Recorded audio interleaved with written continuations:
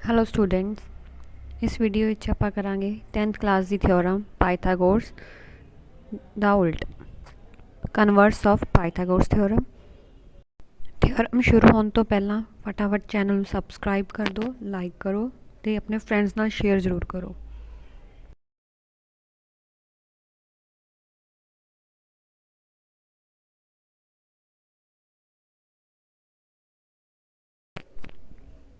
इस च करांगे आपां कन्वर्स ऑफ पाइथागोरस थ्योरम। उस तो पहला थ्योरम शुरू होवे आपां उस तो पहला कर लीए स्टेटमेंट हुंदी की है कन्वर्स ऑफ पाइथागोरस थ्योरम।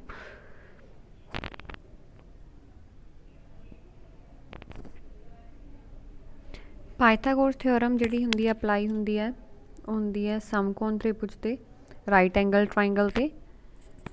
ये पाइथागोरस थ्योरम की भी एक वीडियो पई है, उन्हें चैक कर लियो। हुण करांगे आपां पाइथागोरस थ्योरम दा उल्ट। स्टेटमेंट की है, किसी त्रिभुज जो कि समकोण त्रिभुज होवे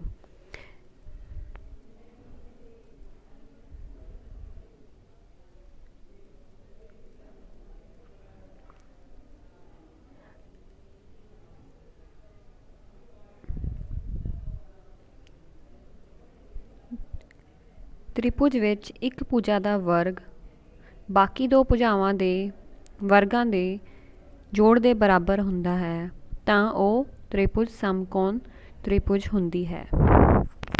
ये अपनी पाइथागोरस थ्योरम का उल्ट मीनस दो भुजावां दे वर्गां नूं जोड़ करके एक होर भुजा के वर्ग के बराबर आ जाता है तो वह त्रिभुज किहड़ी होनी चाहिए है, समकोण त्रिभुज होनी चाहिए है। मतलब कि वह हुंदी ही है, समकोण त्रिभुज हुंदी है। इनू आपां प्रूव करना है। इंग्लिश दे विच भी स्टेटमेंट देख लो। In any triangle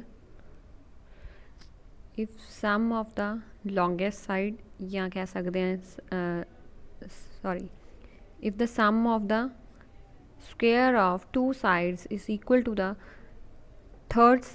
square of third side, or you can say equal to the square of longest side, then that triangle is a right angle triangle.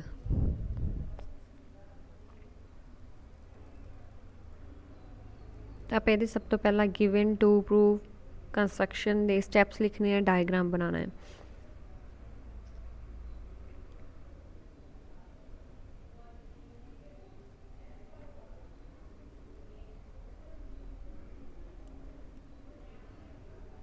सब तो पहला मैं डायग्राम ड्रॉ कर रही हूँ। एक राइट एंगल ड्रॉ करनी है, राइट एंगल ट्राइंगल जिन्हों मैं नेमिंग कर रही हूँ ABC। हुण गिवन च की लिखना है आपां, in triangle ABC AC square equal to AB square plus BC square. Means एक भुजा के वर्ग बाकी दो भुजावां के वर्गां के जोड़ के बराबर हुंदा है। ठीक है, वो लिख लिया। इनू पंजाबी च दिता है कहते हैं। हुण नैक्सट है टू प्रूव की करना है आपां ABC राइट एंगल ट्राइंगल है। राइट एंगल ट्राइंगल प्रूव करने लिए आपां नूं एक एंगल 90 प्रूव करना पैना है। तो means angle B equal to 90 prove करांगे आपां।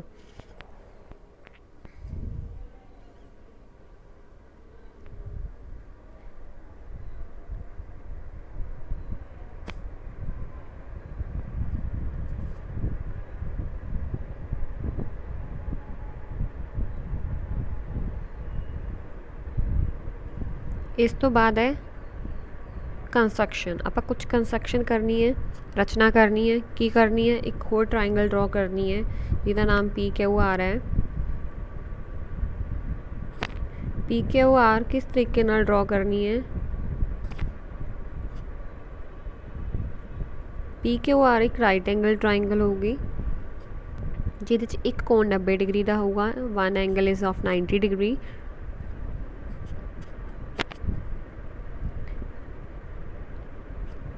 देखो मैं ड्रॉ कर रही हूँ PQR। क्यू एंगल है वो अपना 90 लै रहे हैं। तो ये साइड जी PQ है वो AB के इक्वल होनी, ਤੇ Q R side B C ਦੇ ਇਕੁਅਲ ਹੋਣੀ ਹੈ। ਇਹ ਬਾਈ ਕੰਸਟਰਕਸ਼ਨ ਕਰਨਾ ਹੈ।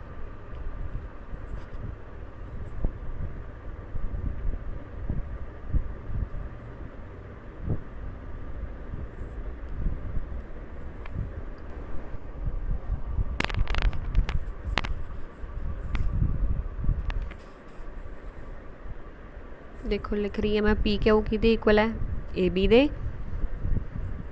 ते क्यू आर किहदे इक्वल है B C they.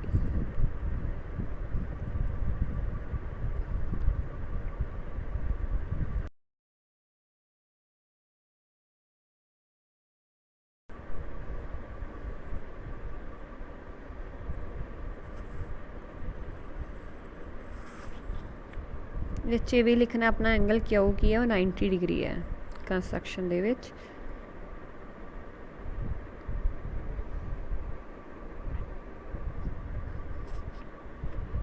Next is proof.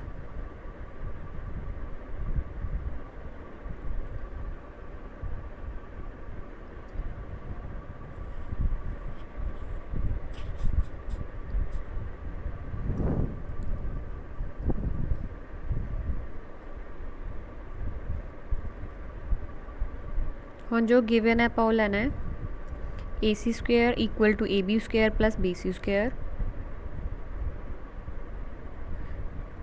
ਆਪਾਂ ਬਾਈ ਕੰਸਟਰਕਸ਼ਨ ਕੀ ਕੀਤਾ ਹੈ ਜੋ ਏ ਬੀ ਸਾਈਡ ਹੈ ਕਿਹਦੇ ਇਕੁਅਲ ਹੈ ਪੀ ਕਿਊ ਦੇ ਇਕੁਅਲ ਹੈ ਤੇ B C side Q R ਦੇ ਇਕੁਅਲ ਹੈ ਤਾਂ ਆਪਾਂ ਇਹਨਾਂ ਨੂੰ ਰਿਪਲੇਸ ਕਰ ਦਾਂਗੇ। ਏ ਬੀ ਦੀ ਜਗ੍ਹਾ 'ਤੇ ਪੀ ਕਿਊ ਲਿਖ ਦਾਂਗੇ ਤੇ ਬੀ ਸੀ ਦੀ ਜਗ੍ਹਾ 'ਤੇ ਕਿਊ ਆਰ ਲਿਖ ਦਾਂਗੇ।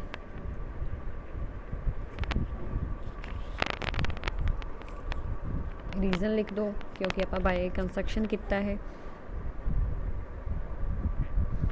Next is triangle P Q are. जो ट्राइंगल पी क्यू आर है वो किहड़ी एंगल है ट्राइंगल है राइट एंगल ट्राइंगल है। राइट एंगल ट्राइंगल जो आप पाइथागोरस लगा सकते हैं तो पाइथागोरस की है लॉन्गेस्ट साइड का स्क्वेयर। लॉन्गेस्ट साइड किहड़ी है इत्थे पी आर तो P R square equal to P Q square plus Q R square.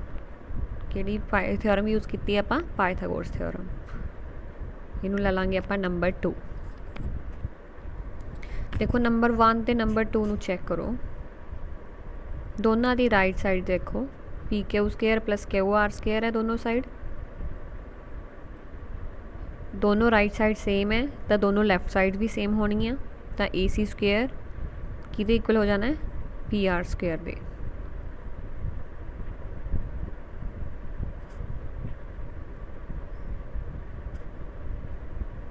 आप लिख रहे हैं A C square equal to P R square. जे स्क्वेयर इक्वल है तो विदाउट स्क्वेयर भी साइड्स इक्वल होनी है तो आप स्क्वेयर रूट लैके इन्हों साइड्स में इक्वल कर लिया। हुण triangle A B C and triangle P Q R दोनों आप करांगे कॉन्गूरेंट। कॉन्गूरेंट होनी है क्यों क्योंकि दो साइड्स ऑलरेडी इक्वल सी एक आप प्रूव कर ली है।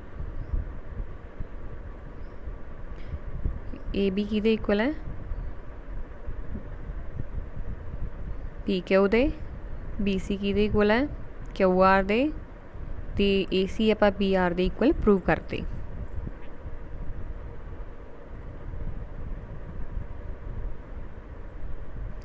तो ट्राइंगल्स हो गई कॉन्गूरेंट। ट्राइंगल्स कॉन्गूरेंट किहड़ी प्रॉपर्टी नाल triple S side side side. जे ट्राइंगल्स कॉन्गूरेंट हैं तो वो सारे एंगल इक्वल तो एंगल क्यू बी दे इक्वल हो गया by CPCT. Q angle 90 degree सी तो बी एंगल भी 90 डिग्री हो गया।